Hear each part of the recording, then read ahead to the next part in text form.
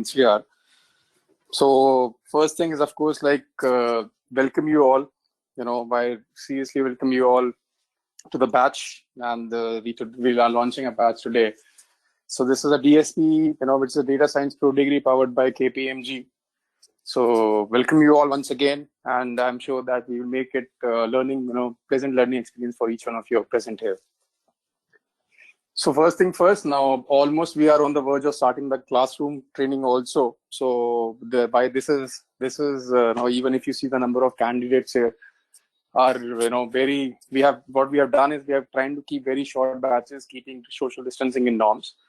So even once we resume the classrooms, which I expect we should be resuming in next 2 weeks, so you would be seeing that all the precautions will be taken care by Marticus, because that's the utmost priority for each one of us, and we will be keeping the social distancing norms in place while we take up the classroom offline.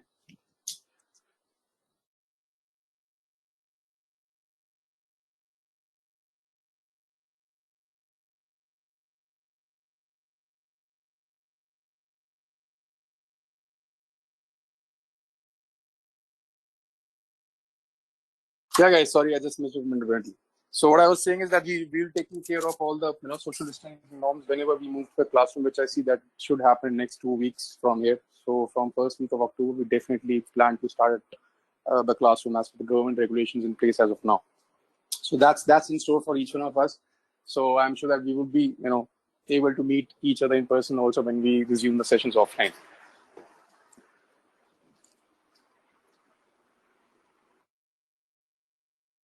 So guys, this is normally we are used to have the batch launches also in the classroom or in person. So now since we're launching this is online, so we do have the process in place, which is student onboarding, which is being taken care as we speak, right? And then we have product overview, program overview, and content overview, which will be taken care by the trainer, who is and we have Amit with us, who is there with us, who will be taking us through a guest lecture today. Right, so he will be taking you through a lot of stuff which is required in the industry, and how does this program helps you in keeping aside to that level. Documentation, I suppose that we have already taken through, but the documentation has been already completed, which means you would have submitted your documents, which is ID, address, and the required list of documents should have been asked by us. So I suppose you would have already done that. So guys, let me very clear. Let's be very vocal, right? So anything that you feel like you want to check, please check it. Because maybe if you have any query, good, bad, ugly, that's okay. Let's push it across to me. I would be more than happy to answer all the queries raised. We can move ahead, Damini.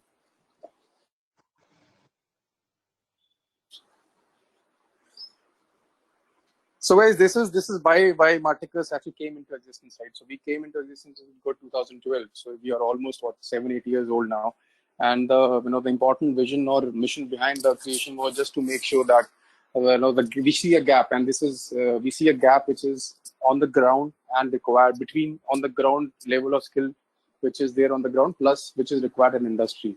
So to bridge that gap, Nikhil and Sonia, who are siblings, they have been working themselves in the industry for quite some time. So they themselves saw that there is definitely a gap which needs to be bridged. That's how Marticus came into existence, and we are thriving hard to make sure that just to shortening that or narrowing that gap is what our mission is. And of course, our vision is definitely to be a global leader in education, in financial, analytics, and technology sectors. So we are operating majorly in finance, analytics, and technology as we speak, and we are in India, UAE, Malaysia, and Philippines. In India, we are actually to a lot of cities which we have spread across. We are in different Delhi, Gurgaon. We have in Noida also, Ahmedabad, Jaipur, Mumbai, Pune, Thane, Coimbatore, Hyderabad, Chennai, Bangalore.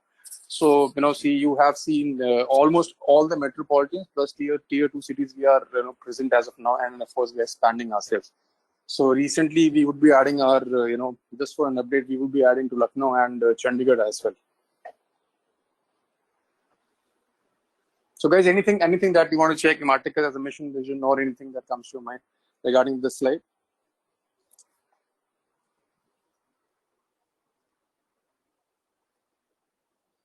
So I guess we're good.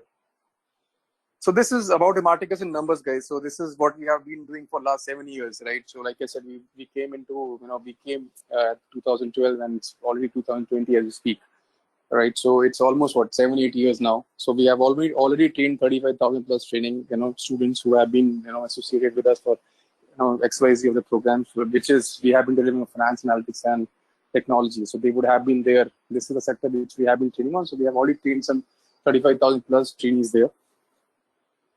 Trainers, again, another very important aspect of a training company like us, because that's how we would like to have the best trainers on board. So I would be more than happy to share with you guys that we already have some 200 plus trainers on board for Emarticus and at Emarticus. Courses across finance, we all, like I said, we majorly we have been training into finance, technology, and analytics. We already have some 20 plus courses, and the list is is definitely growing. So soon we are coming in digital marketing also. So this is something which we will be starting a new perspective. So we are already in a lot of partnerships, right? So you see, we have partnership KPMG, we have a Barclays, we have with IBM, and then a lot of other partnerships are also into picture. We have one with London Stock Exchange also.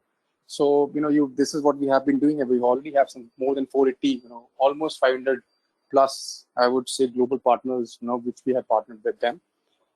So average salary, this is for the wherein we say that this is the course which you guys have opted as a placement assistance program, right? So wherein we try to give you some public and private leads. So the average package for a fresher starts is around 4.5 lakhs, close to that, 4+ lakhs. Apart from retail, that's a classroom training. We actually have very eminent presence and talk about in B2B, which is corporate training, where we have been training a lot of corporates themselves in houses and at our Emarticus centers as well. So we have already done some 1,500 plus corporate trainings per year. That's what we do it on a yearly basis. Placement record 87%. That's there as we speak. So we still have some room to improve, definitely. But 87% is what we have been doing it, and we strive definitely for 100%. So 11 lakhs, this is something which is definitely an highest salary which we have been, able to, which is our students have got over a period of time. So 11 lakhs is a very good number to start with. There's no doubt about it. Training delivery capability across Asia. Like I said, we are in India, we are in Philippines, we are in Malaysia, plus Dubai as well, right? So these are the countries which we have developed our training capabilities across these countries. So we're definitely capable enough to train across the locations. So guys, anything that you want to check on these numbers for Emarticus?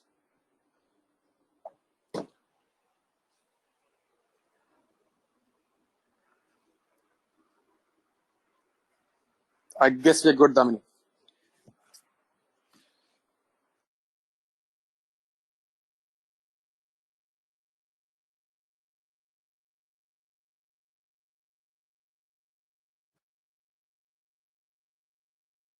Guys, this is very important, right? So the slide, please pin this slide to your the computers or the LMS or what you would want to call it, because this is very important. This is something which we strive very hard for, and we would want you to speak up, maybe good, bad, ugly, whatever it is. But please be, and we have so many mediums for you to come back and give us a feedback. So I will just request you, all of you here, so that if you have anything to say, please speak up anytime you feel like. So we have multiple mediums for doing that. You can definitely do it from a learning matrix or learning module, which you guys will be getting an LMS access for. You have then feedback option there. You can definitely do that, and you can rate us on you can give us the feedback on content, training, infra, and whatever you feel like, right? So if you think that we still have a scope of improvement, would like to know about it. Then you have first is of course LMS. That's you can do it 24/7. It's in it's a portal which you guys will be getting along with the content, right? So you can raise your feedbacks there. Apart from that, you can reach out to governance team, which is Damini in this case, right? So if you have any feedback, feel free to reach out to her. Like this session which we're launching about, similar session, we not a launch, but we do have open house sessions also regularly. At least a month we'll be meeting like this. We are meeting today. So anything you feel like, you can raise the concerns there on the open houses itself. Plus, reach out to this. You can reach out to me as a business head or center head anytime you feel like. I will be a part of the WhatsApp group also, and still I will share my coordinates. And definitely you can reach out to me at my coordinates as well. And of course, in the end, if you feel that your feedback has not been resolved or query has not been resolved, you still have something to say, please mark an email to vk@marticus.com. We'll be more than happy to assist you further. I guess there's someone asking something. Let me see.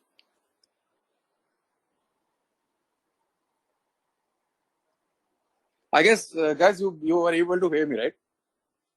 Sahil is not able to hear me. I suppose apart from that, I hope everyone is able to hear me.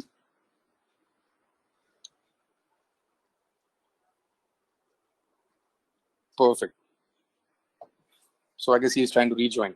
So guys, again, like I said, this is one important page wherein we say that feedback is very important. Please reach out to us, and it is not that you have to come back with the various shortfalls.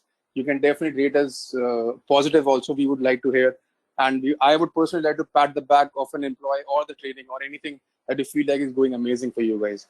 So appreciation is also what we strive for. Apart from the feedback, if there is scope of improvement, definitely. But appreciation is always welcome also. So guys, that's it. From my side. So now you tell me if you have anything that you want to check.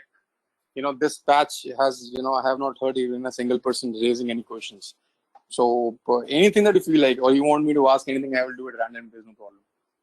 We can do it either ways.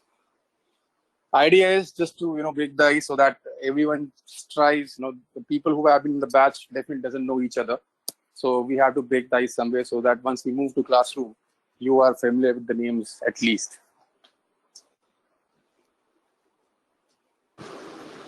Hi, actually, I have a question. My name is Chishta. Hi, Cheshta. Tell me. So I basically wanted to ask, you mentioned about a digital marketing course also being introduced, right? Yep. Because I'm from a digital marketing background, just wanted to understand what exactly would it be in the lines of your analytics only, or will it be like a different game altogether? See, it's in the very early stages, to be very frank, Cheshta. It's just that the product is about to launch, I would say that the next couple of months you will see it coming in. So it's not coming immediately, but it will definitely be. We would be having some mix of analytics for sure, but it will be primarily on the digital marketing side. Okay, your SEOs and everything, right? Correct. So it will majorly it will be definitely on digital marketing aspects, wherein like you said, SEO, SMO, and all that stuff, SMM and affiliate marketing and all that. So that's a different ball game. Since you're coming from that, so you definitely have a good mix. If you know digital marketing plus now you're doing analytics, you definitely have it's a great combination to have, because digital marketing, actually analytics starts where digital marketing ends, right? So once you know where you have to target, that's how analytics came into existence. So it's a good combination to have. So I guess you definitely have a great play going ahead once you're through with the course. Got it. Thank you. Sure. Guys, anyone, like Chester came forward, anything that you guys have?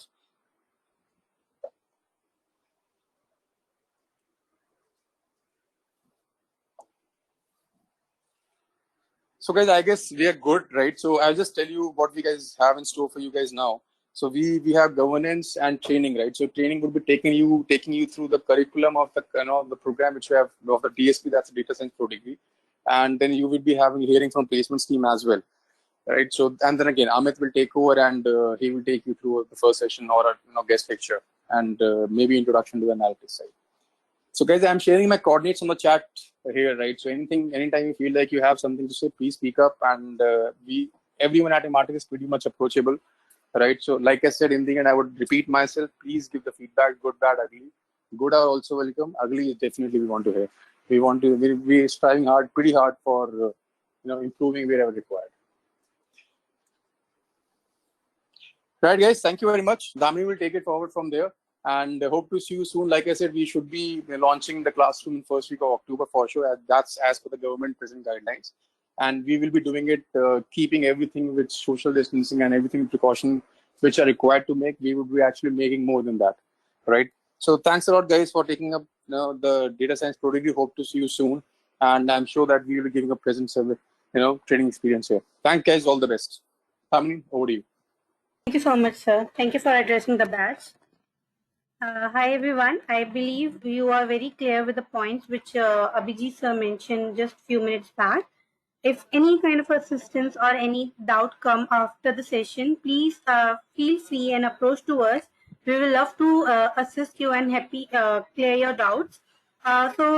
Before moving to the training modules, I would like to show you some important points which is very important to your program. One is a gradebook and the second is the LMS Access.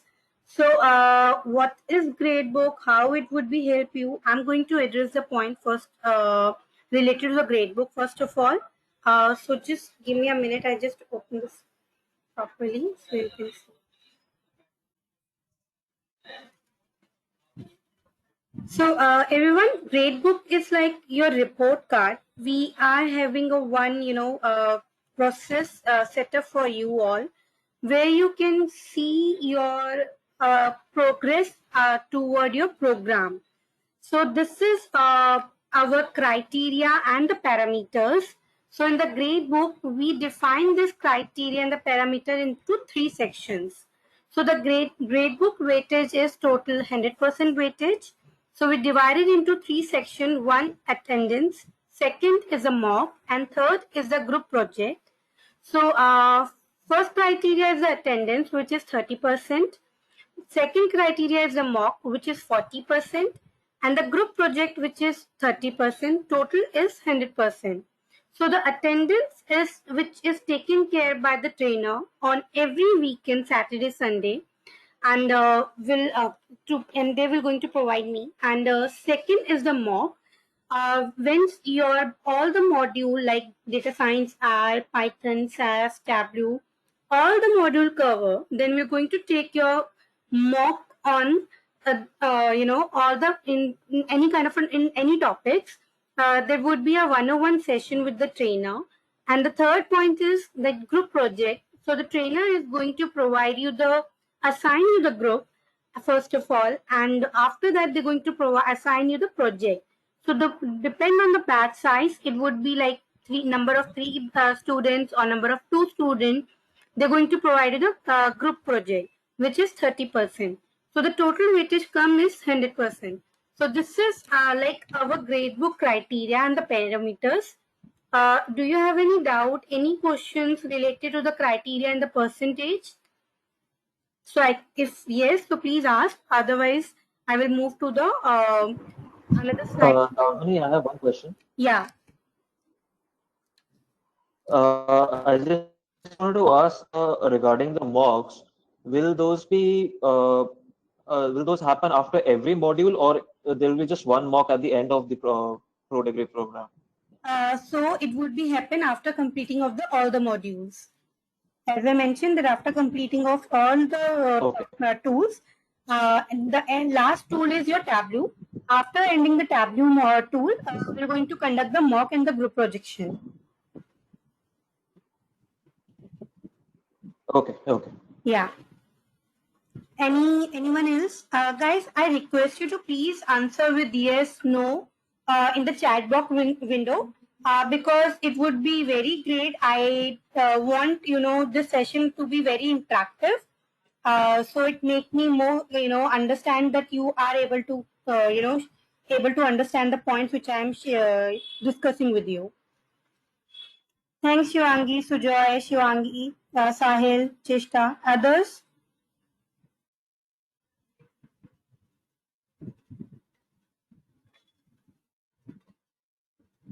I'm waiting. Parul, can I get your response, please? Okay. Fine. So guys, this is about the gradebook. Once the gradebook is ready, so like the placement enters and the placements also have the criteria. I'm going to show you that point as well.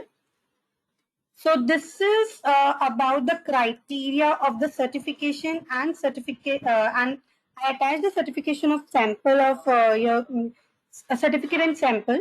But please ignore the certificate of sample because this is not the updated one. I will share you after few classes the sample of the certificate because this program is endorsed by KPMG. I'm moving to the criteria. So once your gradebook is ready, once your all the mocks and projects and everything is done, so you are fall into the criteria which is like 90 and above, 70 and 89%, 50 and 69%, and 49 and below. So they have the criteria also. I'm going to mention by one. So 19 and above students fall into the grade A, which is a certificate of excellence. At 70 to 89% people came into the grade B, which is a certificate of achievement. Third is 50 and 69%, that means grade C, that certificate of completion. Fourth is 49 and below, which is grade D, which is a certificate of participation. So, total on you, like how you are performing in your grade, in the mocks and the presentation, and how you, totally depend on your attendance also. But how you are performing in the class, accordingly, you will be get the certificate. So, for example, the person fall into a 90 and above, they will get the certificate of excellence, and the person who fall into 78, 89, they fall into the certificate of achievement. So, this is of the criteria of the certificate and the placement assistance part as well. So, do you have any questions related to this criteria, guys?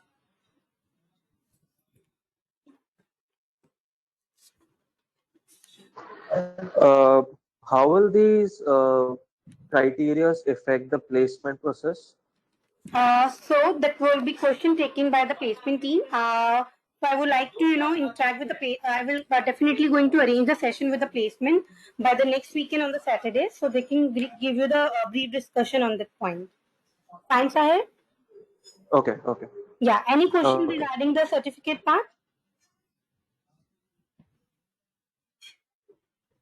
No, that's it. Thank you. Welcome. Others? Ma'am, what's the value of the KPMG certificate for a company? Uh, Then what do I apply? Yeah. So, see, guys, as you can see, the certificate of Hematicus, it's government authorized one, and this is NSDC, Skill India approved, right? And KPMG is the knowledge partner. So, definitely the certificate, if you're going, for example, I've given you the scenario. If you're going to the KPMG and are saying that I did the certificate in Hematicus, and you're going in this, they will give you the preference. It's not like कि आपने किया है तो आपको ही ज़्यादा preference मिलेगी, but yeah, somehow they're giving you the preference also. And in the market, your certificate value definitely going to increase because KPMG come into the one of the good in MNCs one, and the certificate is globally recognized, and the certificate have no expiry date. This is a lifelong valid.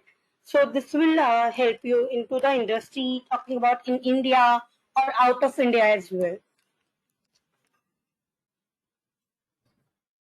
Guys, I'm audible to you because I receive a message from Yamini that I'm not audible.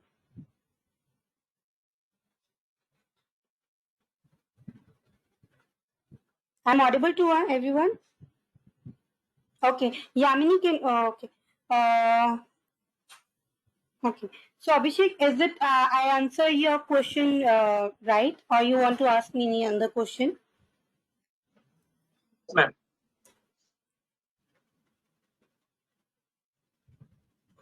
Sorry, Abhishek. Yes, ma'am. Clear.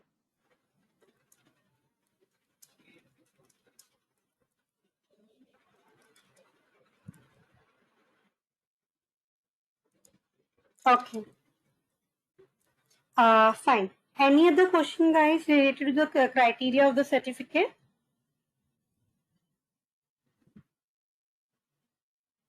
Okay. One more thing I would like to, address you. 1 minute. I think Yami is facing issue. Give me a minute only.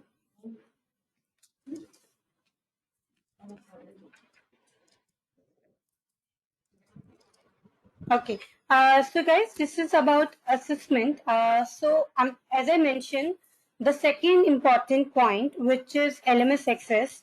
So we do in the LMS access, we do have the options. Number one, which is quiz on LMS for every section. This is for you guys. Attending the sessions on every weekend, and we do have assigned for the home activity for you all. which is like LMS and assignments. So you can attend and get more information related to the your academic points. Second is your home. Yeah. So second is a home assignment for practice and knowledge reinforcement. So this is what I'm talking about. The assignment which you're going to assign for the home activities. You can look into it LMS as well. Third point is semester. So third point it's not valid for you. The fourth point is mock interview to prepare for real interviews. So after completing of the Python, we were going to provide you the resume building session, where the trainer going to assist you for the resume point and for the mock interviews assistance point. And plus, as I mentioned, we're going to conduct the mock as well with the trainer in the end of the module. This is the point which I mentioned few minutes back. Fifth point, student will be grade based on the assessments. Yes, so like project which we are going to provide you the group project. We're going to provide you the grades definitely, which is going to reflect in the grade book. And the sixth point is that certification will be based on the grades. So as I mentioned a few minutes back again, that based on the grade, like how much you score in the in the grading, accordingly you will be receive the certificate through from Ematicus. Rakesh and Parul, LMS is like learning portal where you can access for 24/7, where you can see all the recorded videos, pre-recorded videos, quizzes, assignment, PPTs, extra materials, everything. It's like a a bundle of studying for videos and of your lectures, modules, things are like from starting to till end, you will be receive all the module in the LMS portal.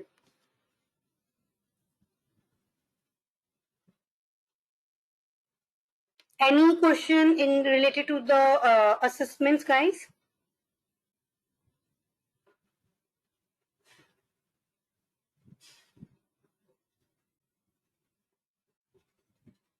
Okay. And mock interviews, what's the time period of, I'm sorry, Abhishek, can you please come again?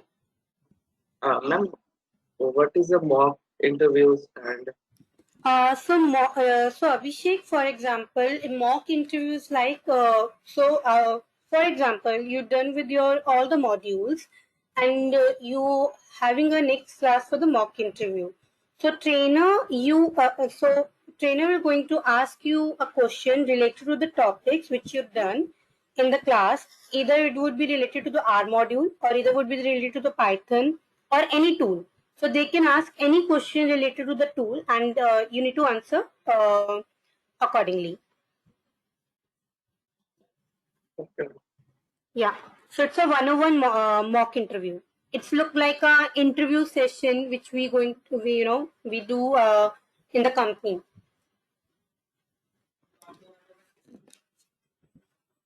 Okay.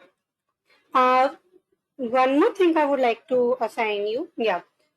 So industry mentorship, guys. This is also we're going to provide you. So the mentorship session with industry expert who can guide you related to your career and resume. We most important thing, we don't require to discuss about related to the course part or questions related to the modules. We just need to take our career guidance related to your resume, related to your future guidance, like what will help you to getting the good opportunities. That kind of a questions will you can ask. We will going to provide you 101 mentorship session again after completing of the Python module. We're going to give you the 101 mentorship session, and that would be so you can the session will be for 15 to 20 minutes for everyone. So this is we going to provide you. So this is also including in your course module.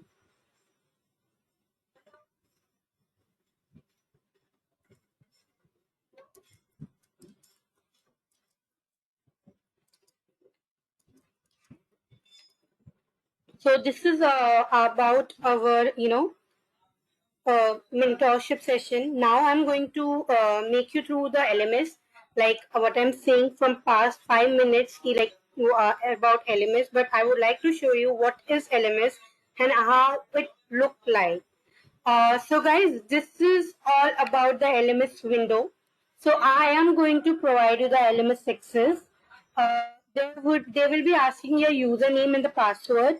So first, the username which you need to mention is your email ID, and the password I'm going to provide you, which is Ematicus1. In the Ematicus, I will be the capital, but right now none of you are getting a LMS access. After the completing of this today you will be get the LMS access. You will be get the PP welcome kit, and then you will be get the soft copy of the book.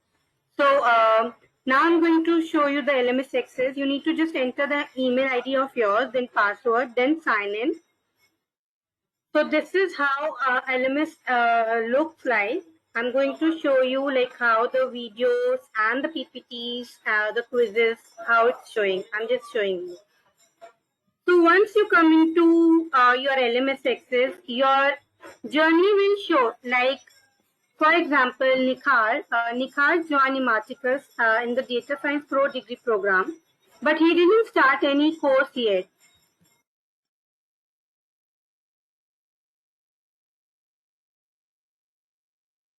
Yeah, I'm sorry, guys. So Nikhar came to the Ematicus and just enrolled and just start with the batch.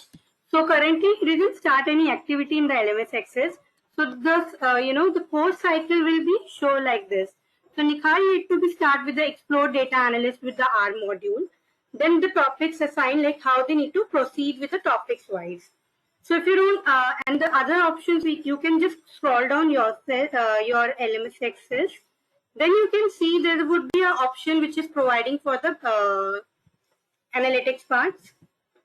So you can see there would be only one section come into your window, which is KPMG Data Science Pro Degree. You just need to click on that book. Then you can see that there a module is assigned to you starting from statistics till Tableau module. So I'm just giving you the example as well. So this is about for the R for data science. Here we about mention that what is data science, like R Installation Studio, understanding data science structure. Everything is mentioned that what you can get in this one. So I just played the pre-recorded video. This is how you can see, and your video will be playing. So this is a pre-recorded video which is done by another trainer.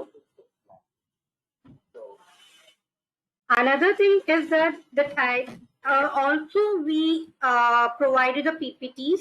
The PPTs which we the trainer is going to run through in the in the lectures, you already assign in your LMS access.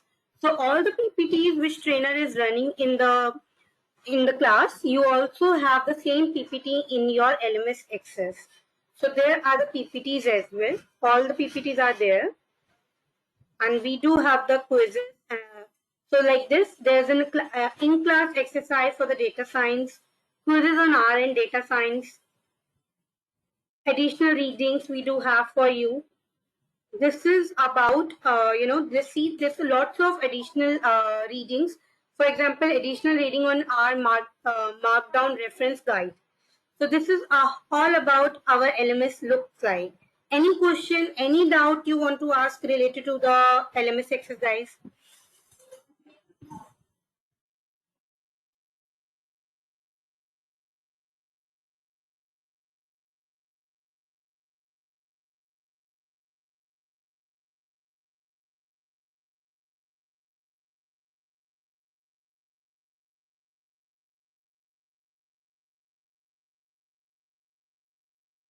Ma'am,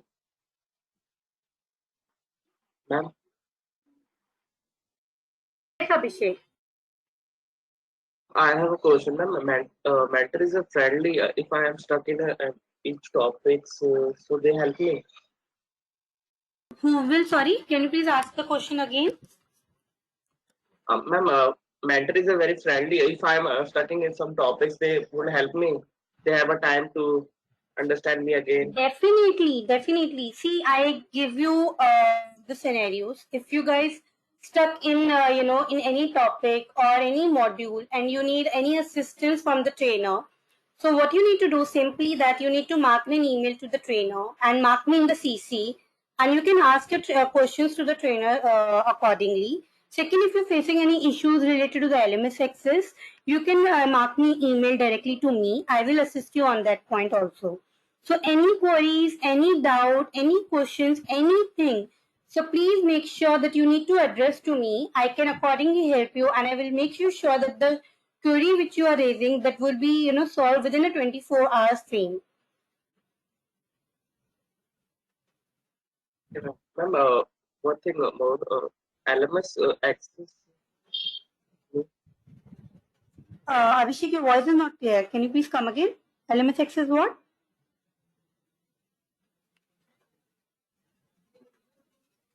I mean हमें LMS access कब मिलेगी? Third October से मिलेगी क्या? नहीं, आपको LMS access आज से ही मिल जाएगा. Today by the evening you will be get the LMS access.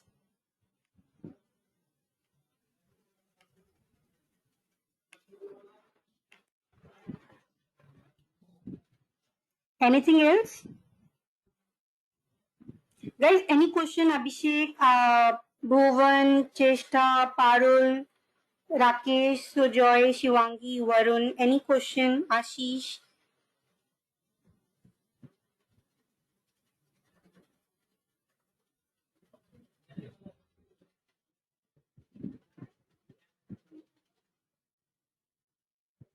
Okay, great.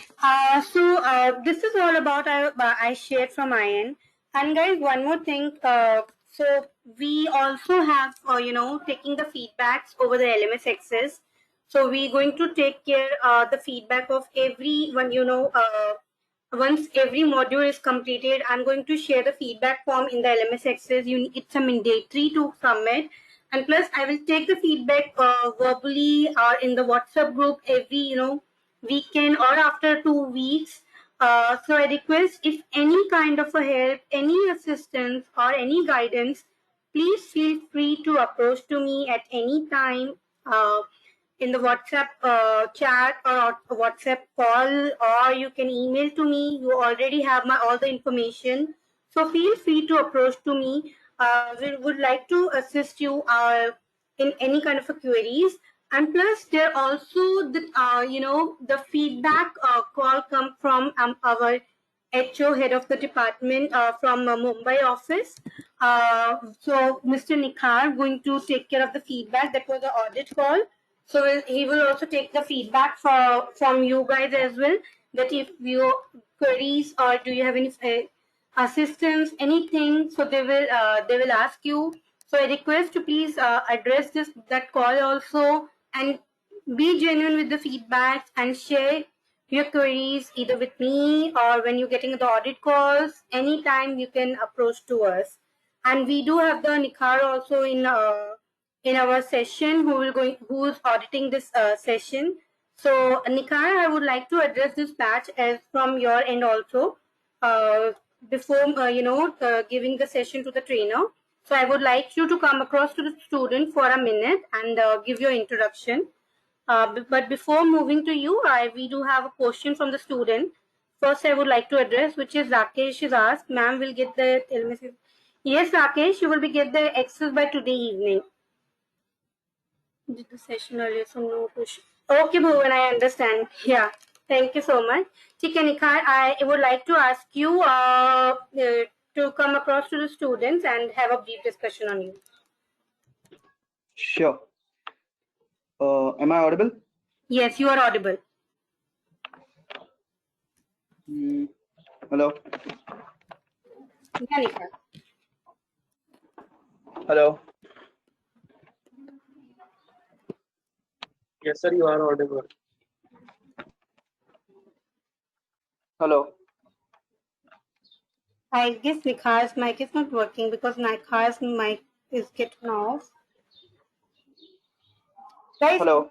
yeah, Nikhar, you are audible. Can you please go on?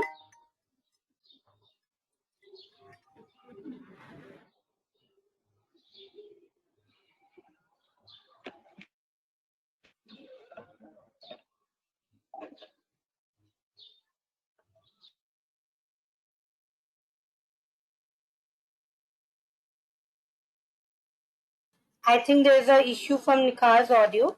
So guys, any question, any doubt related to the LMS Access, like which I mentioned, it's a learning portal.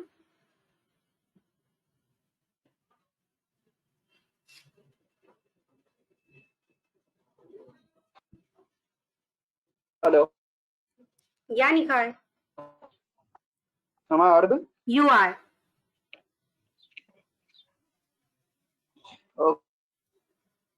Okay, hi guys. I'm Nikhar from the HO Mumbai office, and I'll be taking care of the post-sales operation in coordination with Damini, looking after each topic and the way things are, balanced in terms of your training and placement. I will be taking feedbacks through phone. I mean, we do a monthly round of a call with random 3 or 4 students for the batch, and sharing that with Damini in case if there are major concerns. Uh, Also, Damini will be sharing post-session feedback forms, which are also monitored through the HO. And if there are any concerns that are raised, we'll be sharing it with Damini. She'll be taking care of, the overall uh, uh, feedback that are received. In case of an urgency or a major feedback, which is a bad one, even Abhijit would be in coordination with her and doing making things better for you. Damini, can you make me a presenter for a while? I have something to share with the candidates in terms of feedback too. So, sorry, Nikhar, can you please come again? Can you make me a presenter? I'll just take 2 minutes. Yeah, just give me a minute only. Yeah. Yes, you are the presenter now. Cool. Okay, guys, can you see my screen?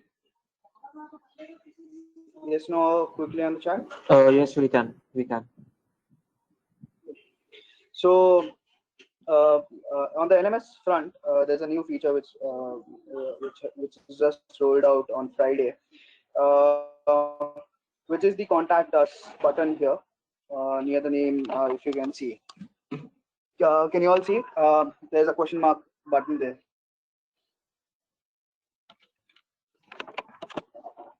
Yes, sir. Cool. So when you click on it, you'll be having your contact us page. All right, where just give me a second. The net is slow due to some reasons. Cool. So during the NMS approach, as in like if you guys have any challenges and all, what you can do is like you can put in your mail ID. Requester is you guys. Okay. So let's say Sujoy has some issues, Varun has some issues. They can put in the mail IDs. Subject can be error while like viewing the material, error while solving the quiz or XYZ. All right. Uh, Put in the details here, like what exactly the error was, like which topic, which quiz, which assignment, which PPT or anything. And there's this attach thing here, button here. Attach the screenshot of it. Okay. If not, then you can like click in your, as in like if you're using your app, then I guess the screenshot won't be allowed due to privacy stuff. What you can do is click a photo of it and from the other device and attach it here. Training location, you need to select as CP or Gurugram respectively of what the batch and people are from. All right, but not the other locations. The location will help us direct it to the team. Okay, so if you select CP and then I'm not a robot if in case this captcha thing comes up, and then submit it. So this is an automated thing. A ticket will be raised to the training team at Delhi, and they'll be looking into it.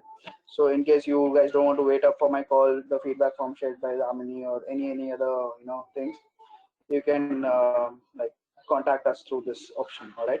So that is the new feature that came in on Friday, which the centers are not aware yet because it's not yet rolled out. I was on leave. So rest, I guess, Damini has explained you with the module-wise feedback forms on weekly basis and calls and all. Also, to make the most of how the training session should go on, I would expect everyone to uh, like put into the chats yes, no, sir. Says like let's say your trainer says did you guys understand? Don't be blank. Even if you have not understood, say no. What did you not understand? Raise it. If you think that the issue is big enough, you cannot till the time you type and all, time nikal jayega, and trainer would start with the next phase of the training or the topic of the training. What you can do is unmute yourself and raise in your concerns. If you have understood, say yes, so that the trainer knows. Okay, fine. So Bhuvan, Parul, and Ashish have understood. Chestara has some issues. They'll be reading the chats and solving your matters. Don't be blank. If you guys have internet issues and all, like hotspots and all, find a better location at your place. A place at your home. Be at a place where people don't disturb you, in the sense don't be in the hall where the news channel with Sushant Singh Rajput and stuff are going on and you get distracted. Okay, so all those things, be careful of in training till we resume back to the classroom. So that's it from my end. I hope things go well and you guys have fun learning. If you have anything to ask on, you can, or else I guess Damini can take over and proceed further with the agenda for the day.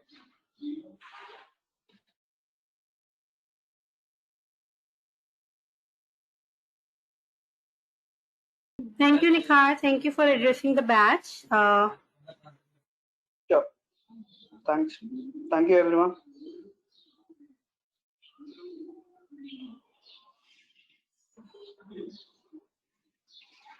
So guys, this is all about from our end. If you need any assistance, any doubt, any question, any query, please feel free to approach to us. Now I'm going to ask Mr. Amit Goyal to come across the batch and they can start their training delivery and we can start with the session. Hello. Hi. Thanks, Damini. Thank you, Hey, Amit. hi, everyone. Great. Okay. So shall I start? I hope my voice is audible to all of you. Yes, sir. Okay. A very good afternoon to all of you, and a very warm welcome to this Marticus Learning and your journey with the journey with the data science. So welcome all. So my name is Amit, and I'll be your trainer, your instructor for this session going forward. So let us maybe just start with a quick introduction over here, maybe, right? So I'll just share my screen as well.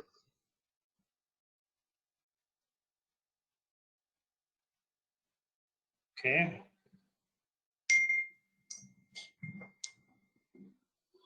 Yep. So welcome all, everyone. So my name is Amit. So I'll start with a brief introduction of myself. So I have more than 10 years of experience of working into BI analytics, and I have worked with different companies. So I worked with HCL, I worked with the SmartCube, Paytm, and I've delivered BI and analytical solution with big Fortune clients like with the Sainsbury's, Volkswagen, ABB. So my entire journey has been into the complete data analytics side, where I've kind of worked on the tools like Tableau, R, Power BI, SQL, SAS. So these are the kind of tools that I've used, and all these tools, I'll be sharing my experience as well, and what kind of projects I have worked upon, and what kind of skills are actually required to to get that first stepping foot into this industry. So that is how I would like to start the session with today, and we will definitely going forward with the session. So when we'll be having the training for the R or any of the other tools, so we'll keep on discussing around what kind of scenarios and what kind of requirements do generally come up from the different clients, and what kind of work is expected from you. So the training would be completely practical, right? Anything to everything that we would be doing, we will be doing it live on the tools itself. We will be seeing the results and everything, the output coming up, understanding the output, and taking up the suggestions and inputs from all of you, that how we can improvise those solutions better and better, right? So that is what the whole agenda and how the training will be following up. And definitely this was also explained to you in the induction session as well by Mr. Vijit and Damini and all the people, right? So before I just move ahead, can I just get a couple of introduction from all of you, like your probably so the name, your background, and why analytics. So probably this is something that I would like to hear from all of you. May I start, hi. sir? Sahil. So maybe let's just My name is just a second. So now yeah. what we can do is maybe we can go alphabetical wise. We can pick up from the names, so that will be much better. Sure. Right. So I think we can start from Ashish. Hey Ashish. Good afternoon, sir. Sir, my name is Ashish. I have just completed my BTech this year only. Sir, I have joined this data analytics course mainly because a lot of my teachers have told me that there is a lot of growth since it's a new field. So there's a lot of it can be a growth in this field as it's basically a new field. So it can be a good career opportunity. Okay, definitely. Yeah. So I totally agree with you, right? Right now, this career of data science, data analytics is right now at its boom. And even in this pandemic situation, right, to be very honest, there are a lot of job cuts that have happened into the different industries that you all would have seen and heard as well. You talk about aviation, you talk about hospitality, even in the IT sector, there has been a lot of job cuts that have happened. But fortunately, the good thing about this, this data science and data analytics industry is there hasn't been any impact on it. Yes, there has. I will not say it has been affected 0%. Yes, there is a marginal impact that has happened on the data analytics industry as well, because a lot of projects that were happening onto the aviation side, your hospitality sides, the big hotels, they used to have a lot of analytics projects that used to happen with all the different consulting firms and the IT firms. They have got a little impacted, but overall scenario is such that in the other areas, so the companies want to be more preventive. They want to be more focused, so that's they are more prepared for if any such situation occurs in the future. So how they should be able to control that situation. So they have started picking up more and more data related projects, so that they can get better insights and they can forecast what is there into the future. So that is why even in this situation, we are still with the data analytics industry, that the jobs are still there in the market, and there are a lot of open opportunities. So thanks Ashish, and definitely since you are fresher, so definitely I'll be sharing a lot of tips for you so that you can prepare yourself better for your job. Okay, so then we have Abhishek. Hi, sir. Good morning, sir. Hi, Abhishek. Sir, my name is Abhishek Bharwat. I currently pursuing my BTech third year from MRI College. So I want to become a data scientist. Okay. So how is data analyst different from a data scientist? Yes, sir. No. So this is a question. So how is data analyst different from a data scientist? So data scientist, sir data scientist एक experience होता है जब हम बार बार उसको gain, मतलब हम पे एक एक्सपीरियंस होता है डेटा को एक्सट्रैक्शन करने के बाद, तो देन सर हम 10 साल बाद जाके उससे बनते डेटा साइंटिस्ट. सॉरी, एक डेटा साइंटिस्ट आई गॉट की डेटा साइंटिस्ट को एक्सपीरियंस होता है डेटा को एक्सट्रैक्ट करने का और उसको मैनिपुलेट करने का. ओके, नहीं सर, वो एक तरह से डेटा साइंटिस्ट सर हम बोल सकते हैं कि जब हम डेटा एनालिसिस बहुत अच्छी तरह परफेक्शन हो जाता है तब हम सब डेटा साइंटिस्ट के लिए अप्लाई कर सकते हैं, क्योंकि सर वो एक डेटा साइंटिस्ट एक तरह से वो होता है, एक तिजोरी की चाबी देता है, कोई कंपनी इतनी जल्दी कोई दे नहीं सकता सर, तो that's why sir data scientist.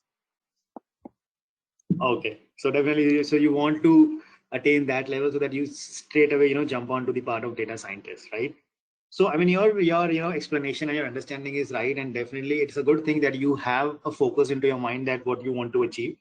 And well, so keep preparing for it, and in the session I'll tell you that what are the different job roles that you have and how are they different from each other. Okay, so Bhuvan, so next is you. Good afternoon, sir. My name is Bhuvendra Pratap Singh, and I did engineering in 2017, and I have an experience of 18 months from Hitachi Systems Microclinic. And I came across this data science program from my friend, and I did quite webinars also, and I also attended your webinar also in past 2 months. So I found it interesting. That's why I decided to join the data science course. Oh, that's nice. So yeah, so you would be having, I mean, from that webinar and from all your other external sources, you might would have been able to collect some good information that how it can be useful for your career. Yeah, exactly. Yeah, so all of you just make sure that you do all these things. You try to understand all the things in this course curriculum, not from the perspective that you have to get a job. You have to think from the perspective that you have to make a career into it, right? So that is actually how your mindset should be. In that case, you will be actually be able to grab more and more knowledge and understand all the things in a much better way. Okay. So thanks, Bhuvendra. So we have Cheshta. So I hope this will also help all of you as well to know each other. We are into this virtual we are into this virtual era right now. Definitely this will be going to end soon, and we all will be meeting in the classrooms as well, but this will actually help all of you know each other as well, what background you all are from, because this is a heterogeneous batch, right? We would be having people who have experience, who are just passed out from the college or right now in the colleges. So it's a heterogeneous batch, and keeping the pace, we have to keep the pace such that everyone is able to benefit from this program. Hey, my name is Cheshta. I've done my graduation from Shahid Sukhdev, and I've been working for the last 4 years in the e-commerce, and presently I'm working with LBB, which is like a digital marketing solution platform. So my Okay. agenda to take up this course was basically because I'm in the sales role. Can you hear me? Yeah, I can hear you. Yeah, so because I'm in the sales role and I'm doing ad sales and as an assistant manager out there, my entire idea was to take up the data science course to get into the market research or product side of the business, so that I'm not just crunching in number for them, because I have a market knowledge. I'm able to provide them why the numbers are such, or what is the rationale behind a particular number or a particular trend. Okay, so then it's more like you want to upgrade your profile that you are currently into. So that is the main motive behind this. Right. So that my previous experience also doesn't go waste, and Right. I'm able to provide some useful insights to them. Sure, definitely. So definitely, we'll take examples from the marketing industry as well. That how in the marketing the analytics help. So basically, analytics is something that can be used in any industry, right? Whether you talk about finance, insurance, retail, e-commerce, pharmaceuticals. So almost every industry these days is relying and using data analytics very aggressively. Right. Thank you. So we have Parul.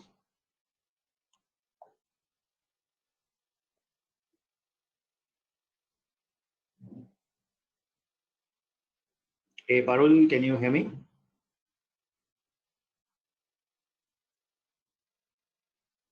Yeah, probably it's showing some web, could be some error. So in the meantime, we can jump on to Rakesh. Hello. Hello. Hello. Hello. Yeah, hi Rakesh. Hello. Good afternoon, everyone. Hello. Can you hear me? Good afternoon. Yeah, Rakesh, we can hear you. Sir, good afternoon, sir. Good afternoon, Rakesh. So basically, I'm an accountant in Nupur International, and right now I have fired due to pandemic. So right now I think about enhance my career in data science. So can I ask you a question about it? Yeah, sure. So how is it good for me? So actually I'm enhancing my career in finance after that. So can you tell me about how it's beneficial for me to do? So you are right now working into the finance domain, correct? Yeah, I want to enhance my career in that.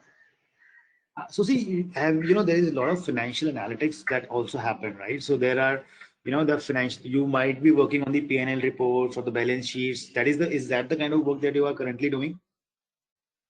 There is also an analytical part.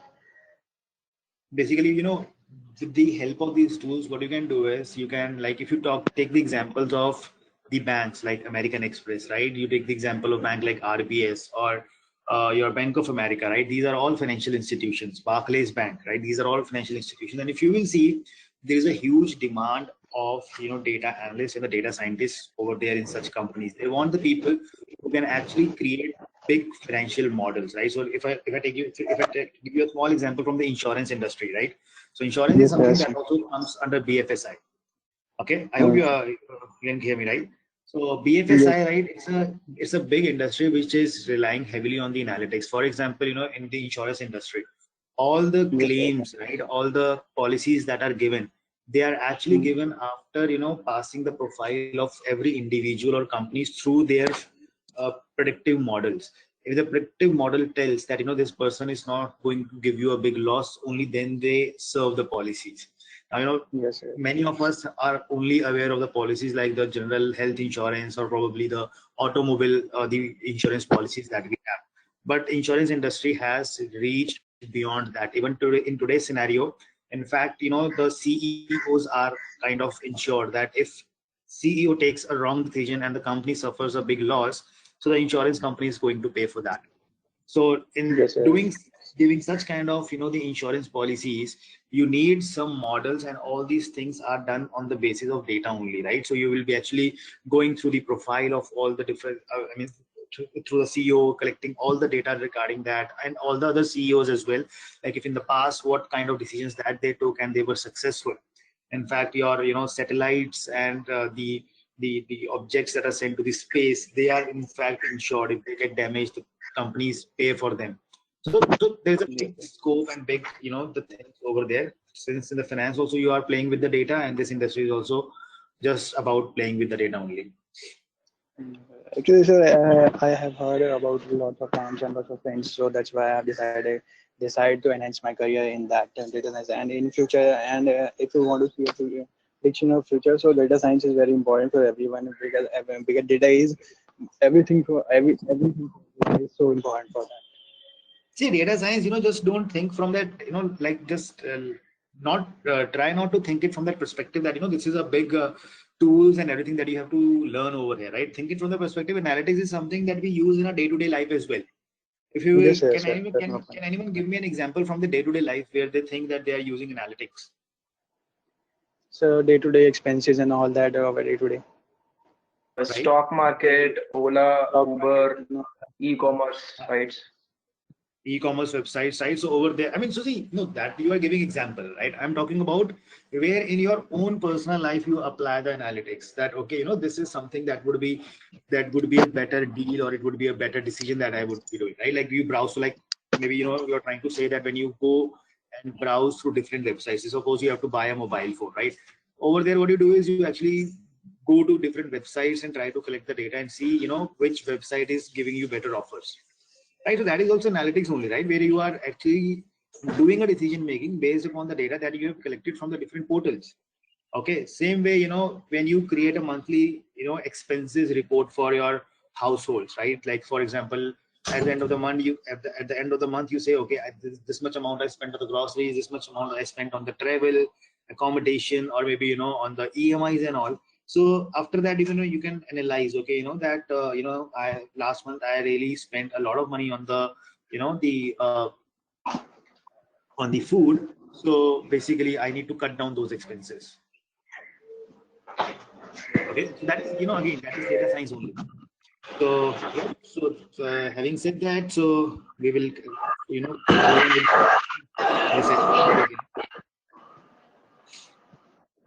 so next we have Sahil. Hey Sahil, so Rakesh, you can mute. Yep. So good afternoon, sir. Good afternoon, everyone.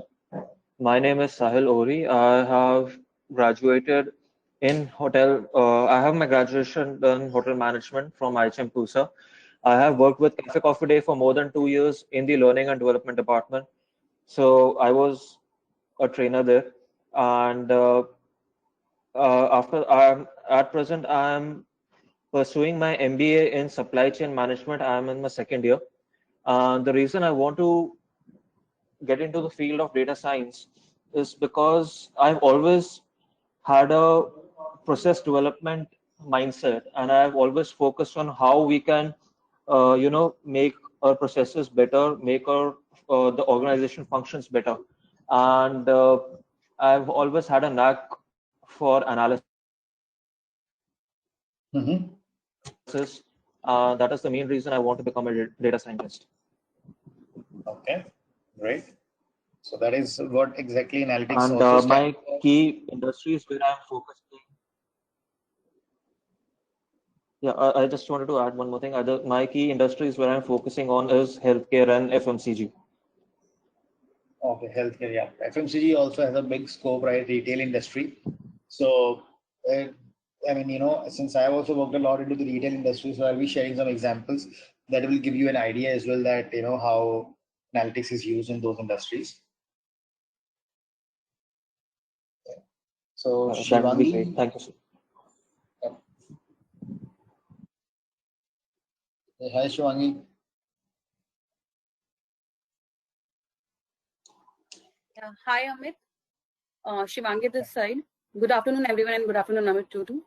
I have completed my master's in earth science 4 years back, and right now I'm working with Pfizer for 2 years. And it is basically a technology solution company to the financial world like credit union and banks. And for data science, actually, I have discussed with my friends and everyone because I wanted to increase my knowledge regarding technical background, because basically I'm not from technical background, I am from educational background. So I thought I should go for some technical courses and all. So, and I am really good with maths and statistics.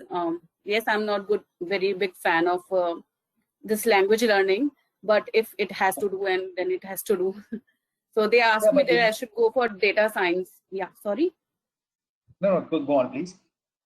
Okay, so they asked me that I should go for data science, and one of my friend pursued a course with Emarticus in Python, and he got a good placement. So he asked me that I should go for data science from Emarticus only, and I have talked with Damini and all, and it's really convincing, and I really go through some SQL classes also and some seminars.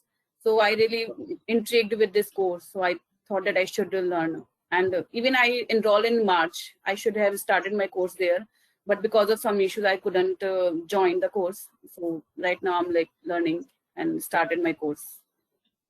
Okay. That's it. Okay. Great. Yeah. So definitely, so since you already have a knack for mathematics and statistics, so I think you will be able to understand the relevance meaning of all those things, quick and in a better way. And yep, Yeah. definitely. So for me also, it is always a learning experience from you all people when you ask some questions, or maybe you all share your experience with the thing. So that also gives me a new learning experience as well. So definitely looking forward, for these sessions and interacting with you all more and more. Yes. Thank you. Yeah. Same here. Yep. So we have Sujoy. Hey, good afternoon, everybody. Good afternoon, Amit. I'm Sujoy Samantha. Well, I'm finding it that I'm a bit odd man out over here. Everybody is new or 3 or 4 years experience. I'm 23 years experience in sales, and with a background of engineering, electronics and communication. I work for British Telecom, and I look after for the global corporate governance. And my vertical has been typically telecom, media, and broadcasting. And the purpose of joining data science is basically it's not a direct usage, but definitely there is an indirect usage or indirect retail. I will give a simple example. My client, for example, Star TV, has got 10 channels running in India, and out of 10 channels, 5 channels are going to UK on Sky platform. Sorry, Sujoy, your voice has got very low.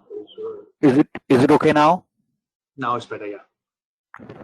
Okay, what I was saying, my client, for example, is Star Television, and Star Television has got 10 channels in India, which are very popular, and they think of going with 5 channels in the UK market on Sky platform.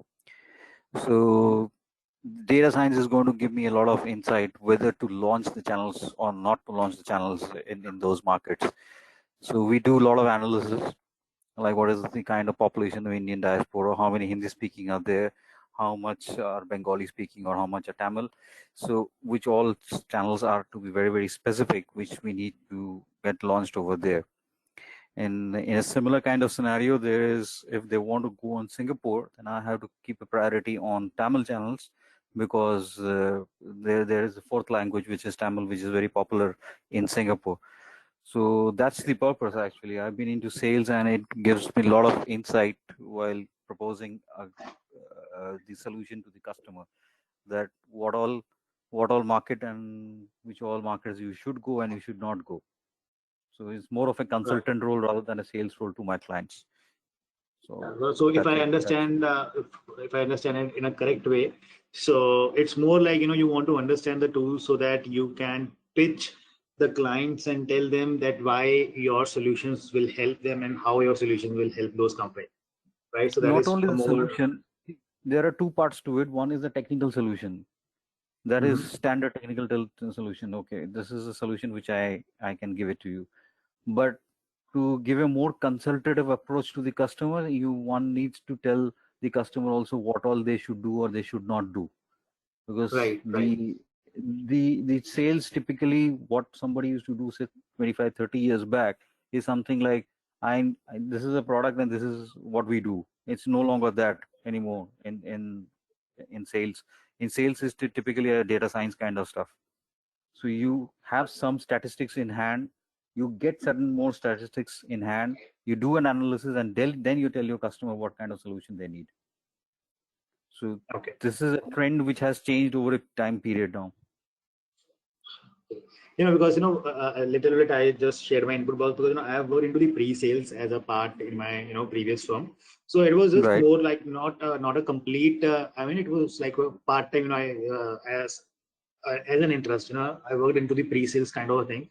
So what we used to do was we used to create POCs and all, and pitch in the clients that this is the kind of solution that we can deliver for you, and this is how it will help you out for generating further revenues, profits, or maybe outreaching the customers.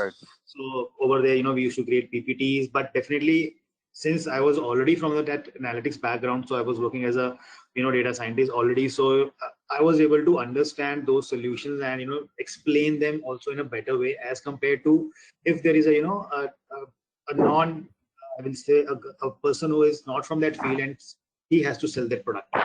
So that is how I use those skills over there. So I think that is somewhat similar on those lines. You will be also planning the things, right? You will not be directly working onto the tools. You will be just leveraging the power of these so that you can get through your the work or the clientele or explaining the things to the customers. Yes, exactly. Because most of the places customers say that I want to go there. The answer from our side is that why? What is the basis of that? That basis needs to be created by people like me. So we'll create an analysis, come out with a number, and then throw the numbers to the customer that this is what you should do. Right. Totally. So, yep. So that gives a brief idea as well. Thank you so much, Sujoy, and welcome to this course. Thank you. So next we have Varun, and then Yamini is left. Hello. Hello, hey Varun. Yeah, this side Varun. Can you hear me? Yeah, we can hear you loud and clear. Yeah, I'm Varun Katyal, and I'm working as a quality assurance engineer in a manufacturing industry. Okay. And I'm interested in data science course because in every day in my job we are using statistical tools. So you are already using some of these tools? Yeah, we are using statistical tools. Is it like the MATLAB and all? Do you work on that? Yeah, we use RStudio. Okay. To find CPK of our products. Okay. So generally, I have seen the quality people are more from that the Six Sigma side and all, because I am also a Six Sigma certified guy, and so they are also doing RCA and all, root cause analysis, and there is fishbone analysis that generally the quality assurance people do a lot. Do you also do that?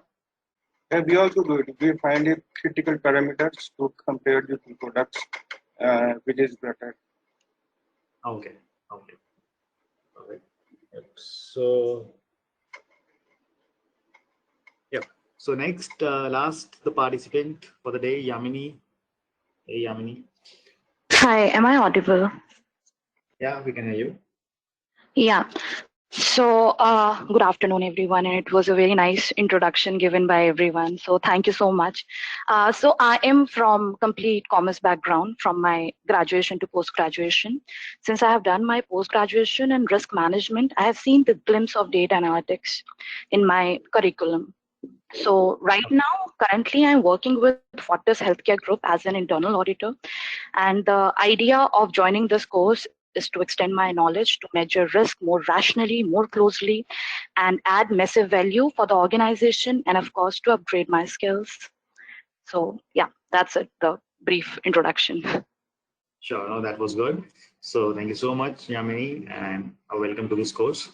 So that gives Thank me, you. a good idea around what the audience is, right? So we have a lot of people. I mean, majority, if I see, so see, we can do a quick analysis on the audience right away, right? So we have most of the people who are new, and very few people who are already having certain experience, or I will say a limited year of exposure onto the side of data analytics, right? So that is what I was able to quickly identify. And definitely, and we all have to also start analyzing each other by our voices, right? Since this is an online session that we will be going through, so I'll have to make sure I am able to identify over all of you by your voice itself.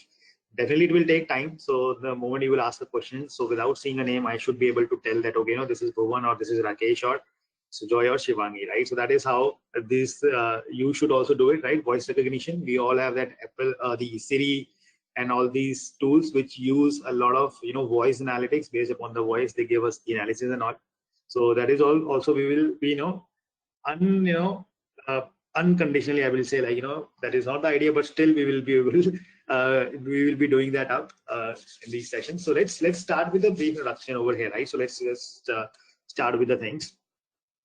Yep. So this is my profile, right? So I've already introduced myself, and if I talk about the training experience, so it's like almost 5 years that I've been taking these training on all the analytical tools. And trainings, if how it started as more like a hobby for me. And then I just thought that when in one of my firms, when the company told me that if I need to train the people on the analytical tools, so my company used to hire, they used to do the campus hiring, and wherein the people had to go through a strict 1 month of training where they were all trained on the different analytical tools, right? So sorry guys, my picture is missing over here, so I'll get this thing updated. And so over there, I mean, so when I used to interact with the people and the kind of questions they used to have, since I was an experienced guy and we used to hire the people from the different colleges, so they used to go under a 1 month of training where I used to, I mean, we had a team, so we used to teach them on these tools like SAS, Tableau, Power BI. So they used to learn all those tools, and from there, I had a knack that I can actually train the people. So I can actually, what I will say is I can connect with the people where they are lacking, or what would be the right way they will be able to understand the things in a better way. So this is something that I mean, from the feedbacks and from my own perception, that I was able to relate to. So that is how I started, and taking the trainings for the different corporates and professionals, the people who want to upscale themselves or they want to start their journey into the data science. So I deliver the trainings at the corporate firms as well, apart from training the professionals like you who wants to upskill and upgrade their career and all, right? So I'm also BTech, right? So I saw a lot of people over here are BTech, and many of you might have a question that how much scope is it there for the BTech guys into these terms of the data analytics, right? So Sujoy, like I'm also BTech guy into the same field, electronics and communication. So I did my BTech from Rajasthan, okay? And fortunately, I can say it, that I got a chance to start my career directly into data analytics only. And at that point in time, like in 2011, it was a very, very unheard career, I will say, right? I mean, people didn't even knew that there is something that is called as data analytics. Okay, the people didn't knew that what analytics is, what data science was. In fact, in the last 4 to 5 years, this data science has become so much popular. I mean, all the people who are probably from that, I mean, who would have graduated around 2014 or maybe before that, or like they all would be knowing, like for a BTech guy, the career used to be Java, C++, .NET. These used to be the, the preferred things that a person would go for the training for, look out for an internship where they could work on the Java so that they could get a job wherein they can create some websites, some products, or blah blah things by writing the big Java codes and everything. But this analytics was something completely new. So in fact, to my parents also, I had to explain that what kind of a work I used to do into my company. When I told my father that I'm into analytics, so he was also like, "Beta करता क्या है?" तो मैं पापा वो कुछ data बेटा आता है उसको एनालाइज करके तो उसके बेसिस पे हमारा मैनेजर उस पर डिसीजन लेता है. अच्छा अच्छा अच्छा. So that is how they used to understand this, what analytics is, right? So in fact, today also he, sometimes tells me as a joke, कि यार मेरे कुछ काफी सारे यार वो फाइनेंशियल के कागज वागज पड़े हैं यार, तो उसके ऊपर कुछ एनालिसिस करके दे सकता है. So I said, नहीं पापा, वो आपके कागज का काम है. You should give me digital data. I'll only be able to use that, not your papers and all. That will take my entire lifetime to give you some analysis on that. So that's it. So I mean, just on the fun side of it. So let us get, a little bit started, and let's try to understand how and where, this entire journey of, the industry of the data analytics actually picks up, right? So I have a small example that I'll be taking for all of you so that you can all understand that, So like we have, a guy whose name is James, and he's a leading e-commerce company. I mean, he's owning a e-commerce company, like the name is My Products.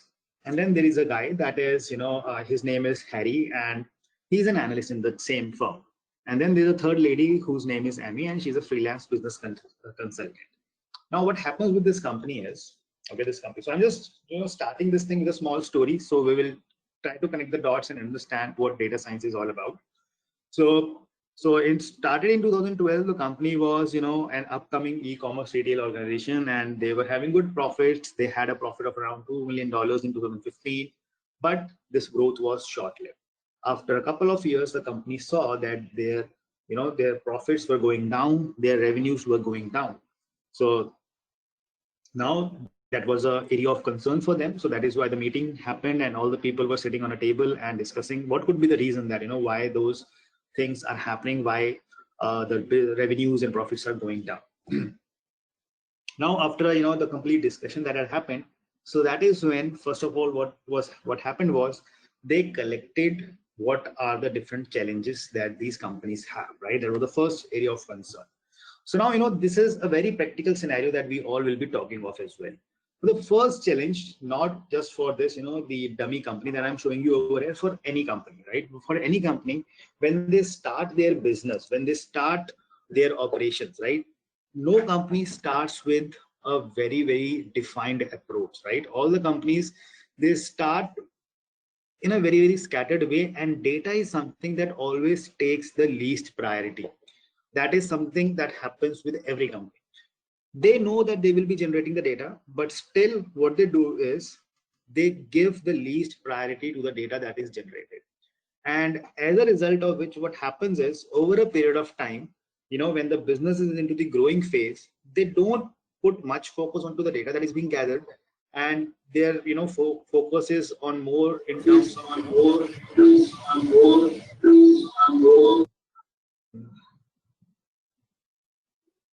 So at that point in time, they have their focus more in terms of how to get more customers, and how to sell more of their products or services, whatever they are doing, right? That is what the idea is. So that is why the focus on the data never goes. And as the time passes, and when the companies start growing, so like they start putting up their offices and their the warehouses or other things across the globe, right? So these days we can see that most of the companies that we see, or the products that we use from, all the companies are global these days, right? They have their presence across the globe in multiple countries, states, and cities. That is how the data also gets scattered, right? So definitely, the way I would be handling the data in India would be very much different from the way the data would be handled by a person who is sitting in US, UK, or China, or someplace else, right? Because he would be having his own understanding around the data, and he will store it in the same fashion. So that becomes the biggest challenge for any of the companies, that the data is scattered across the different locations, and the data has to be pulled up or extracted from these different locations and put up to one single place. That is the first biggest challenge that the companies have. Then the second challenge that the companies have is the data that they have is actually stored in different type of databases, right? Or applications and files. So in today's scenario, probably, you will see that, there are a lot of data sources that are available in which the data can be stored. So like, you can store your database into the text files, your Excel files, Word, PDF files. And if you come to the server side, right? If you come to the server side, so data is probably into the files like, the data is into the databases like SQL Server and your MySQL, Oracle. So these are the different databases. Databases are more a kind of a system where that can hold and manage your data in a much bigger size and a much refined way. Okay. So I hope all of you, how many of you over here do not understand what databases are? So do we have anyone who is like kind of thinking that what is exactly a database? No. So I hope everyone is clear with that. Is database a collection of data? It can be structured or unstructured. So see, generally when we talk of the data over here, the data that we will be dealing over here, it would be mostly structured, right? But yes, you can have the data systems where the data can be where you can deal with unstructured data as well. So over there you mostly work upon big data, Hadoop, NoSQL. So those are the skills that you use over there where you have to handle the unstructured data. Okay, but most of the databases that I listed, like SQL Server, MySQL, Oracle, so these are the systems that store the data more in a structured way, and that is why this concept of database also came in. Like before the concept of databases, we used to have spreadsheets only, like Excel spreadsheet, Lotus spreadsheets. Those were the files that people used to use to, to store their data. But they had their limitation and a lot of complications that were involved. When the data used to increase, the performance used to go down. Plus, they had the limitation that you cannot store a big amount of a data, right? In fact, up till 2007, Excel provided you the flexibility to store a data up till 6,76,000 rows only. And it was only around, I guess, 2010, they increased that amount to 1 million rows. And 1 million rows is like peanuts, right? If you talk of firms like Flipkart or maybe any of the e-commerce or big, the hotel industry or any big firms, like 1 million rows of data is something that they just generate within a couple of hours as well. Like Paytm, any transaction that you do, right, that is a transaction that is being generated. So definitely, more than 1 million transactions would be happening on through these UPI payments itself for any of the companies on a daily basis itself. So they need some robust database that can actually store the data, and storing the data is not just a problem.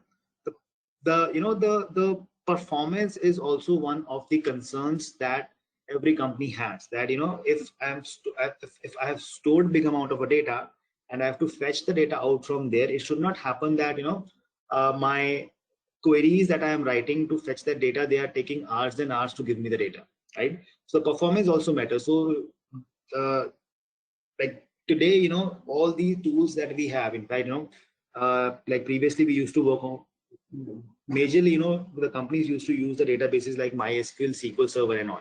But if you talk of any of the e-commerce firms, and in fact like Facebook and all, they majorly work on the database like Hive. Has anyone heard of Hive? HIVE? That is one of the the databases that these big companies use that can handle big amount of a data very, very effectively. Okay, so that is the second challenge that these companies have. Okay, so if you see, the first challenge that we were talking about was that was the location, multiple places. Second, different formats.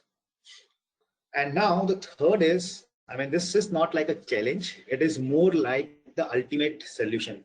So they need a mechanism to collect the insights so that all the data could come into one single place, right? Instead of having the data at multiple places, they need a mechanism so that the data can come up to one single place from where any of their requirement needs are fulfilled. Okay, so that is exactly what the most of the challenges the companies have, and the technique that is used for that purpose is called as data warehouse. Now almost all the companies, right, you will find that every company has a data warehouse, and data warehouse is nothing. Data warehouse is like I can call it as for a simplified language, right? If I simplify it for all of you, data warehouse is something like, a bigger version of a database. Okay, in the simplest language, like if I talk of warehouse, yes. So all these types of data, how to convert a useful data? For an example, the transform data set, how to convert in a useful data? See, useful data is like, see, data could be useful. Some data could be useful for me, but not for you, right? At the same point in time, another set of data could be useful for me, but not for you, right? So that totally depends what the requirement is. Like, for example, if I give you an example, like if you take an example of any big firm, right? Like let's take an example of, say, IBM, right? IBM is a big firm. And in the IBM, there are different teams that they have, right? There's an operations team, there's a sales team, there is a, the finance team, there is then a HR team. So all the teams, right, they have their own type of a data that they have to manage and handle. And every team creates some sort of a report. Okay, so probably that is why, first of all, the data is required by number of teams, and each team's requirement is different. So that is why all the data is actually stored at one place. And if your question was around how do we do it, right? If your question is that how do we convert that data into the form of a usable data and then store it over here? So for that, what happened is we have certain ETL tools. Okay, so maybe I'll probably try to explain it to you over here. Okay, so we have a concept that is called as ETL. E stands for extract, T stands for transform, and load, L stands for load over here. So what we basically do is, so there are specifically tools that are designed for this ETL purpose. And if I give you some examples of ETL tools, they are your SSIS, which stands for SQL Server Integration Services. You have Informatica. Okay, oops, Informatica, right? So this is another tool. Similarly, you have an Oracle, I exactly don't remember that name because I have not used that much. There is this Oracle BI, they call it something like this, or Oracle Integrator something. So what these tools capable, these tools are actually capable of being connected to any source. You can, with the help of this tool, what we do is we connect, to Excel. We get connected to the SQL Server if some data is on the websites, or if some data is in some OneDrive and all. So we can, connect that tool through all the sources, and then we bring in the data, and within through these tools only, what we do is we start transforming as well. When I say transforming means cleaning the bad data, right? The data that is not required, you can say either cleaning it or deleting it. Okay, then we can say I will say the more like, bringing the data at the same scale, or scaling of the data, I would say. Scaling by, scaling, what I mean is like, say for example, there is an Apple iPhone. In one country, you are calling it as Apple iPhone, and in another company and another country, you are calling the same product as iPhone. So what will happen is, although the products are same, but there is an inconsistency that has come up. So what we do is we bring that data at the same level. So we will say, okay, wherever it is iPhone we are talking about, we will refer it as Apple iPhone only. So that when you have to create any report or you have to do any analysis, we do not have multiple names for the same product, right? It's more like a coding that is generated. There are, the codes for each item that are also generated. Like, whenever you go to this, any of these superstores, they scan this barcode. In the barcode, what happens is there is an information that is hidden that is related to your, the product ID, what product is that, right? And costing and all, everything comes up over there. So that is for the standardization. So that it should not happen while if a person will type, there is a high chance that a person will end up putting some small spelling mistakes over there, which will give you the inconsistent data, right? That is what the type of transformation happens. And then what we do is finally we load the data into one single system, and that is something that is called as data warehouse, DW, right? Data warehouse is something that is called as where the entire data is saved.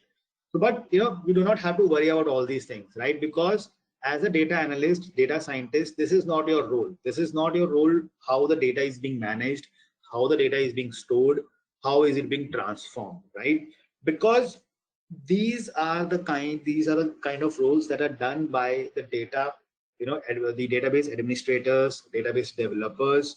There are different set of people who actually take care of all these things. But ultimately, since you are going to be a part of this data industry, so you should be actually well aware with all these terms. And I'm pretty much sure over a period of time, even though you will not learn you are not going to learn these tools in this entire training module, but some point in time you will actually be interacting with these tools as well.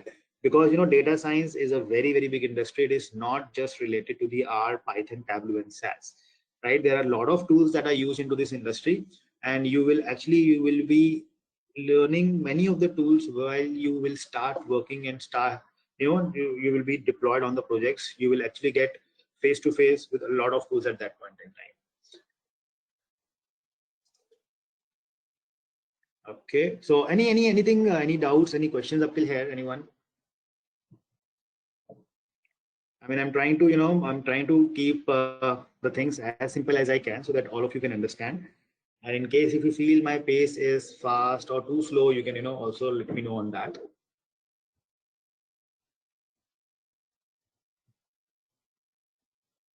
Okay, so now if you see, so they have got this solution, business intelligence can help me in this solution. So where what we are doing is we are actually grabbing all the data from the different sources. With the help of an ETL tool, what we are doing is we are putting all the data into the data warehouse. Now, once we have the data in this data warehouse, right, this is the main source of data that will actually work like a herd for the company, right? It will work like a herd for that company. So any decision making that has to happen, any reporting that has to happen, the data will actually be fetched from here. So data warehouse is considered as the truth version of the data. You believe that any data that you will have in this is something that is already converted into the kind of a data that has already been made static, and it is not going to change in the future. Okay, I'll give you a small example of this so that you can understand it in a better way. We all go and do a shopping on that Flipkart, right? What happens is definitely Flipkart will also be doing a lot of the reporting on that, correct? Now I go back over onto the website of Flipkart and I place an order. Okay, so I have placed an order onto that website. Now what will happen is, the moment the order is placed, there is a data that is generated, right? There is a data that is generated that I have placed an order, and I say, suppose I place an order for a iPhone, right? I place an order for an iPhone, and that day itself, what happens is that the company plans to create a report. The company says, okay, let us see how much sales have we generated in this particular month. Say, suppose I had placed that order on the 30th of September. So let us see how much sales we have generated. So can my order, the order that I have placed on the 30th of September, can that order be counted in that sales generation? That this is the sales that I have?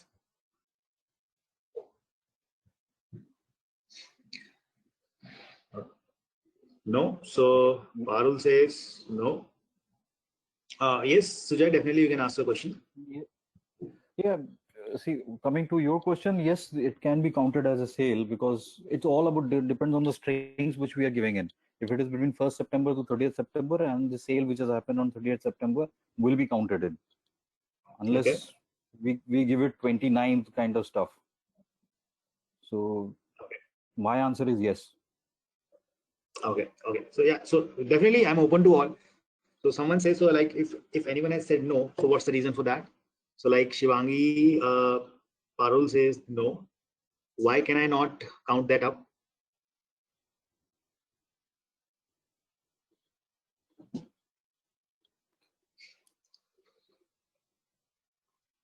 See, I'll tell you. See, basically what happened is, if you actually see the order that I have placed, right?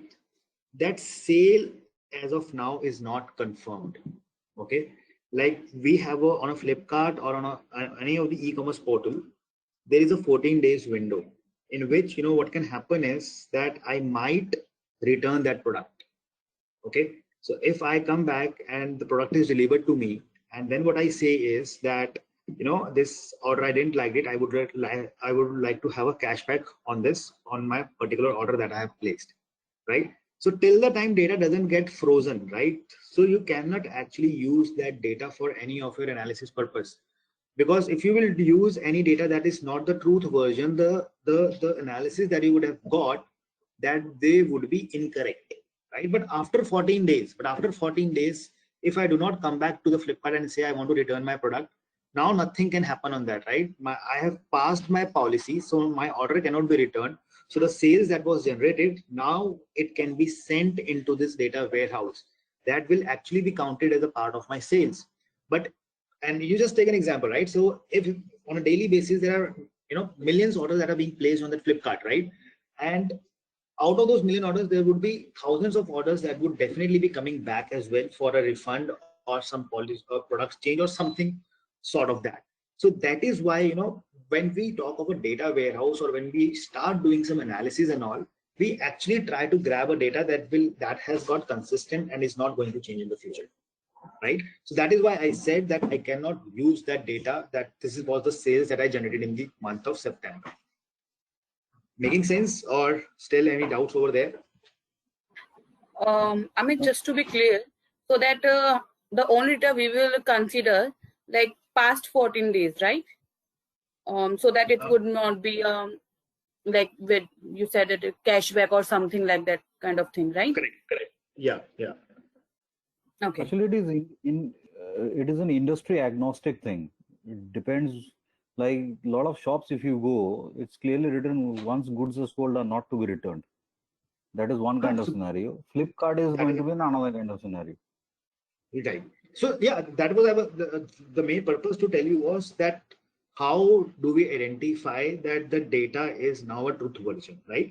So like since there was a policy, so at the first point in time, at the first transaction itself, I cannot say that, this is a sale that has been generated, right? So that is why, so basically, there are two things. One is called as transactional data and one is called as OLAP, that is analytical processing data that we have. Now that was a transaction that has happened. As a transaction, I can count it that, okay, there was a transaction that had happened, but if the customer if the product got returned, right, definitely there will be a deep dive analysis that will happen on that also, that why did the customer, return that item? Was he unhappy with the product, or was the product that was the product that he got that was damaged, or we got late in delivering the product? So that is the next level of analysis that can be again done on that data that would be generated after the product gets returned, right? So that is the another part of the story, but just to be on a simpler term, so that is how we actually identify that what data is a truth version and what is not, right? But sir, Amit, in this case, for such kind of example, the truth version of data will completely depend on the different policies of the company, if I'm not wrong. Exactly. Yes, you're totally right on that, because definitely, like when you order some items from e-commerce websites, if you order perishable items, right, like milk and all, they generally deny taking that order back. So in that case, you can say, okay, this order being delivered, so sale is generated. But if there is a certain policy, till that point of policy, we cannot consider that item to be closed. And same thing happens in the banking as well, right? When you withdraw some money from an ATM, right? On that transaction that happens on an ATM, there is a 90 days clause. You can go back to the bank and say that, okay, that transaction that happened on my card was a fraud. So that is a guideline that has been given by the RBI. So there is a 90-day policy timeline that data has. Now, till that 90 days, the data will remain in that transactional database. That, there is a chance that a person may come back and say, this was a fraud transaction. But the moment 90 days pass, the person cannot come back. So the other question is, am I storing the data as per the policy of my company, or I am going to apply the policy and, so that I can get the accurate picture? See, what happened is, like, as I was saying, right, the data actually is stored in the operational databases, right, different data systems. And the Right. ETL process that we are talking about over here, this is something that runs every day or maybe once a month or once a week. This system runs, this has a schedule on which it runs. Now, if it is on a daily basis, so they will keep a track of last 14 days only, right? They will bring the data based, you know, there will be a kind of a flag that would be maintained on that data that, okay, if this data has passed its 7 days or 14 days, then only it should go into my data warehouse. So there is a flag column that always goes along with such kind of transactions that happen into the data. Okay, so whatever the brighter, the fine version of the data I would be getting in my data warehouse, that too will be aligned with my company. It is not going to be the rawest form of data, right? No, yeah, no, right. All right. Yeah, thank you.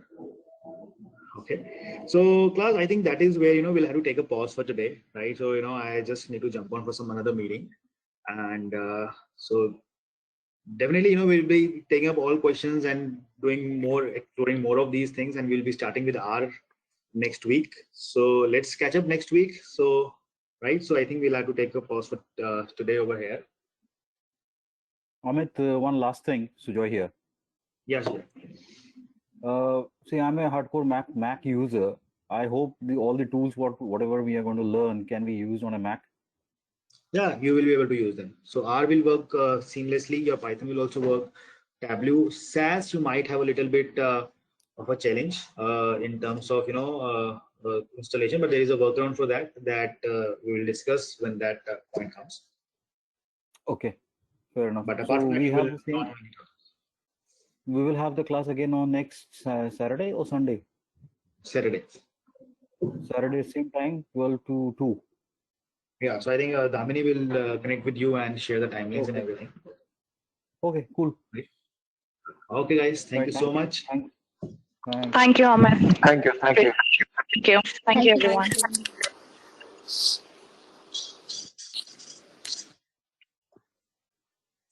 Thank you for the class, Amit.